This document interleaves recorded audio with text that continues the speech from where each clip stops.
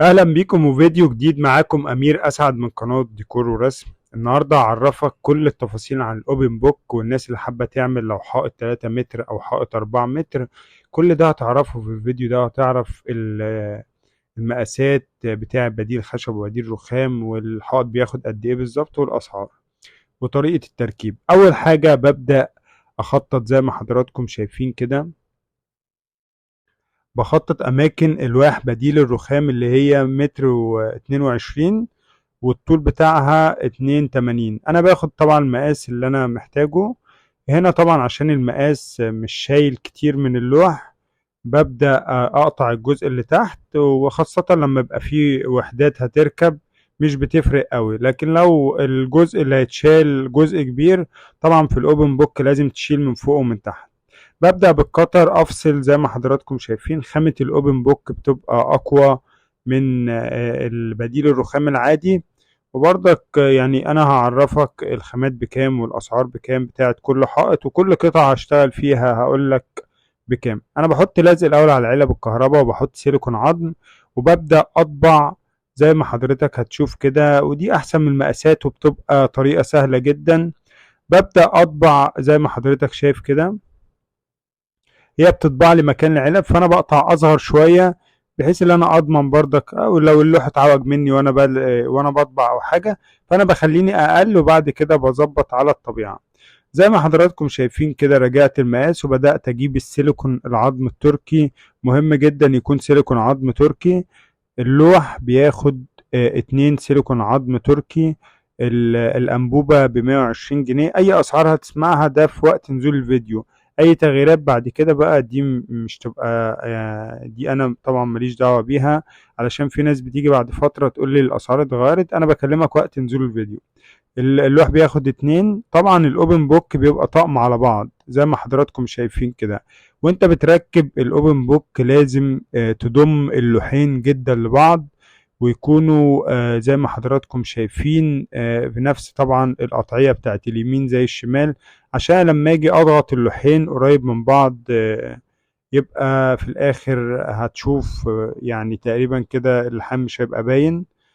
بعد كده باجي اجيب الستيل. طبعا في ستيل 3 متر، وفي 2.44. ال 2.44 ده اللي موجود في السوق. ال 3 متر بيبقى قليل شوية. ده ال 3 متر فما بيبقاش فيه الحامات. ببدأ أقطع المقاس اللي أنا محتاجه، وبركبه بعد بديل الرخام على طول. طبعا الأوبن بوك ده بيبقى أغلى من بديل الرخام العادي. يعني اللوح العادي هتلاقيه في حدود 800 جنيه. الأوبن بوك بيبقى اللوح بتاعه في حدود 1100. يعني الطقم على بعضه بيبقى 2200 جنيه أو 2300 حسب المكان. ده بديل الخشب ال17 سنتي. بعد ما بيركب بيبقى 16 لأن بيدخل في بعض، فبياخد سنتي. طبعا الخامات اللي قدام حضرتك دي أعلى خامات موجودة. بديل الخشب ال17 سنتي ده اللي أنا بركبه ارتفاعه بيبقى 2 سنتي ونص. بيبقى قوي جدا وحاجة محترمة، مستورد. فالأسعار اللي بقولها لك دي على أعلى خامات موجودة. زي ما حضراتكم شايفين السمك بتاعه محمل. بعد كده بفتح العلبة بتاعة الكهرباء، بقطع المقاس المطلوب مني زي ما حضرتك شايف كده. وباجي في الآخر لو أنا مش هكمل الحائط والعميل عايز الحائط يكون مش للآخر، ببدأ أقطع الشفة بتاعة بديل الخشب دي عشان تنهيلي بالمربع. طبعا بديل الخشب دوت ب350 جنيه، المستورد، خامة محترمة. الشفة الصغيرة دي أنا بشيلها علشان أنهي بديل الخشب وأبدأه بقطعة مربعة، لأن العميل هنا مش هيكمل، حابب يبقى 2 و2 بس. بديل الخشب 350 جنيه الشريحة. هنا بقى زي ما قلت لحضراتكم أنا بقطع أقل، وببدأ أظبط على العلبة بتاعتي، ودي أضمن. زي ما حضراتكم شايفين كده، شايفين اللحام ضامين لبعض بطريقة قوية جدا. ان شاء الله في الاخر مش هيبان يعني اللحام. ببدأ افنش الحائط. وانا بفنش الحائط هقول لحضرتك الاسعار في السريع، واقول لك الحائط ده يتكلف كام. عندنا بديل الخشب 4 بديل الخشب في 350 جنيه، 1400. عندنا الطقم بتاع بديل الرخام الأوبن بوك ب 2200. اللوح يعتبر واقف ب 1100.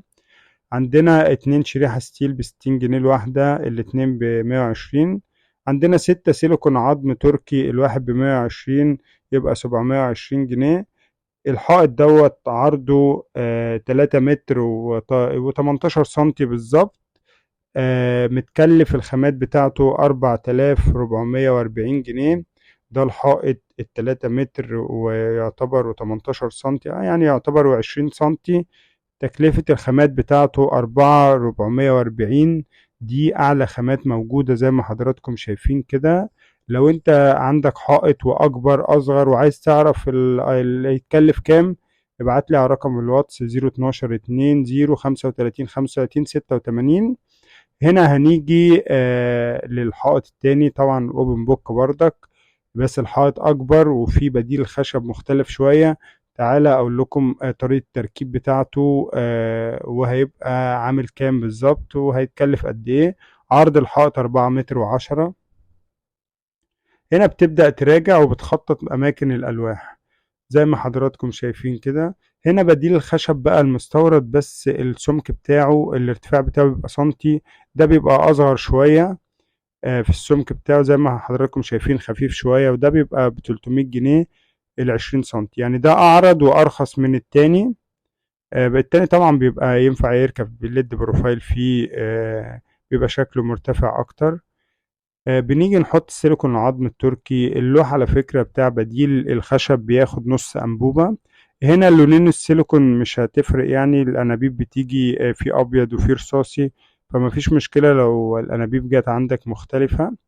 ببدأ أركب، هبدأ من الجنب اليمين لأن الحائط عندي مش هينهي نفس المساحة، أقل بكام سنتي. فأنا هبدأ أرص كده شغلي كله ورا بعض، وبعد كده في الآخر هظبط آخر قطعة على البلكونة. بنركب 4 قطع وبعد كده بنجيب الستيل ال5 سنتي. طبعا مهم اللي انت تجيب ستيل 5 سنتي، علشان وانت بتركب بديل الخشب بياخد تقريبا سنتي منه، بتدخل شريحة الستيل تحت بديل الخشب وبسنتي كده او حاجة، بحيث اللي يبص من الجنب ما يشوفش الحائط زي ما حضراتكم شايفين. انا بركب وببدأ ازق شوية تنزل تحت بديل الخشب، علشان لما اجي افنش يبقى الشكل كويس. هنا ببدأ اخد المقاسات وببدأ اقطع. هنا هيبقى في وحدة تحت، فما اهتمناش الشكل يبقى فوق زي تحت، لان الوحدة هتيجي تغطي الجزء اللي تحت تقريبا بنفس الارتفاع اللي احنا قطعناه او اكبر، فمش هيبان الشكل اللي فوق فارق عن اللي تحت. لكن لو مفيش وحدة بنقسم القطعة ديت، بنقسمها فوق وتحت عشان يبقى نفس الشكل.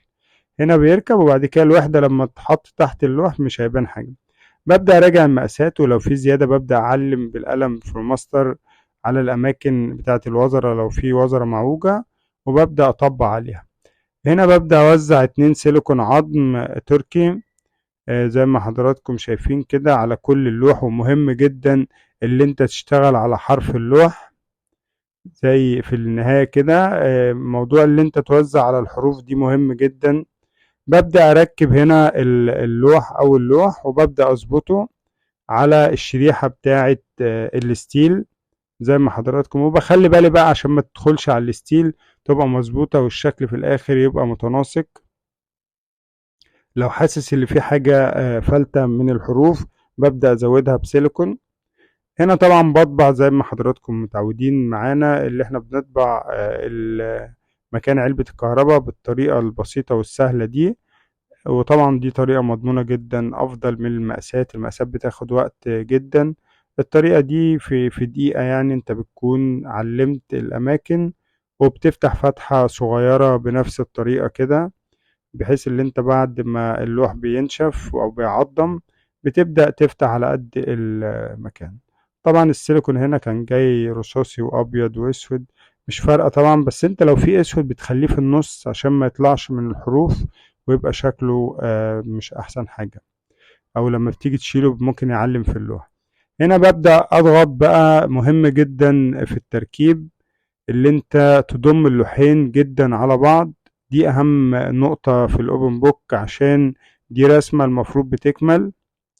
ببدأ أضم على قد ما أقدر كده، بحيث الشكل في الآخر يبقى شكله كويس. زي ما حضراتكم شايفين ببدأ أوسع مكان العلبة على الطبيعة. بحيث ان انا اضمن افتح لحد مكان المسمار، والشاسيه بعد كده يغطي بديل الرخام، ما يبانش اي فتحات معدية من الشاسيه. مهم جدا ان انا افتح قد الشاسيه بالظبط، عشان كمان الوش لما يجي زي ما حضراتكم شايفين، يعني الشاسيه من غير الوش قافل مكان الفتحة. اهم حاجة تفتح مكان الزرار بتاع الكهرباء ده يعدي من الفتحة، وبعد كده تركب عليه الشاسيه عادي. هبدأ أكمل زي ما حضراتكم شايفين كده. ببدأ أكمل الجزء اللي على الشمال وأحط فيه بقية الأربع شرايح. طبعا احنا بدأنا من على اليمين عشان نظبط أول زاوية. طبعا الناحية التانية هيبقى فيه البلكونة وستارة. مش هتفرق معانا لو آخر لوح زي ما حضراتكم شايفين كده جه كامل، هينقص شوية. وطبعا مش هتفرق الموضوع ده قد ما احنا نبدأ في الجزء اللي في الوش ودخلة الباب يكون مظبوط. لكن هنا يبقى فيه ستارة، فمش هتفرق لو انت خدت 5 سنتي من اللوح، مش هيأثر في حاجة. ببدأ أكمل الشريحة بتاعتي جنب البلكونة. هبدأ أفنش الحائط، وهقول لحضرتك برضك تفاصيل الحائط دوت. الحائط ده عرض 4 متر و10 سنتي. واخد 8 بديل خشب 20 سنتي. 8 بديل الخشب، الواحد ب300، التمانية ب2400 جنيه. عندنا طقم الأوبن بوك ب2200. البديل الرخام واقف فيه اللوح ب1100. طبعا لو انت بتشتري ولقيته طبعا زيادة 100 أو حاجة في الطقم ده طبيعي، بيبقى بيختلف من مكان لمكان. عندك 2 شريحة ستيل ب120 جنيه الاتنين، الواحد ب60. 8 سيليكون عظم، الواحد ب120 جنيه، 960. هنا الحائط ده 4 متر و10. 4 متر و10 متكلف 5680. يعني 5680 دي الخامات اللي راكبة. طبعا المصنعية بتفرق حسب بقى مساحة الحائط وحسب الشغل اللي هيتعمل. فانت برضك لو عندك حائط ابعت لي على الواتس، وانا هقول لحضرتك كل التفاصيل. وزي ما حضراتكم شايفين كده شكله شيك جدا. اتمنى يكون الفيديو عجبكم. لو عجبك الفيديو ما تنساش تعمل لايك. لو انت مهتم مجال الديكور والديكورات الحديثة، ما تنساش تشترك في القناة وتفعل الجرس ليصلك كل الفيديوهات الجديدة. اشوفكم على خير في الفيديو القادم ان شاء الله.